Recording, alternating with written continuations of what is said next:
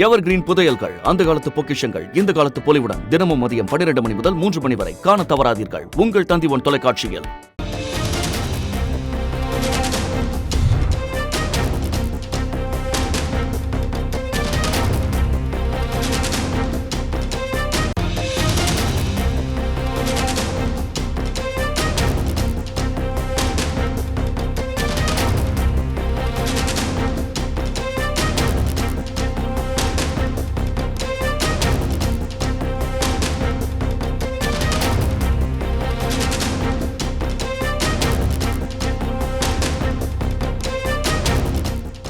தேசிய திறந்தநிலை பள்ளி நிறுவனம் அளிக்கும் படிப்பு சான்று தமிழகத்தில் அரசு வேலை வாய்ப்புக்கு செல்லாது என்று தமிழக அரசு பிறப்பித்த அரசாணைக்கு இடைக்கால தடை விதித்து சென்னை உயர்நீதிமன்றம் உத்தரவு பிறப்பித்திருக்கிறது.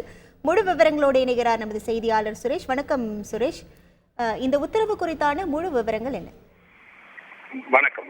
விளையாட்டு போட்டிகள் உள்ளிட்ட சர்வதேச போட்டிகளில் பங்கேற்கக்கூடிய மாணவர்கள் வழக்கமான பள்ளி வகுப்புகளுக்கு செல்ல இயலாது என்ற காரணத்தால் மத்திய அரசு தேசிய திறந்தநிலை பள்ளியை அமைத்திருக்கிறது.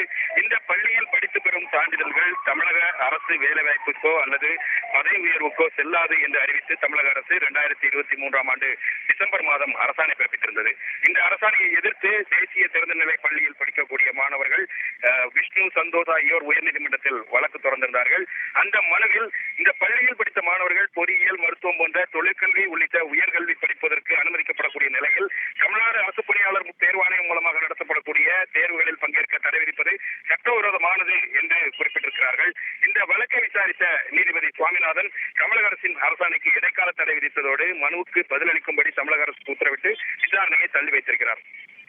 உங்கள் முழு விவரங்களுக்கு நன்றி சுரேஷ். எவர் கிரீன் புதையல்கள், அந்த காலத்து பொக்கிஷங்கள் இந்த காலத்து பொலிவுடன் தினமும் மதியம் 12 மணி முதல் 3 மணி வரை காண தவறாதீர்கள் உங்கள் தந்தி1 தொலைக்காட்சியில்.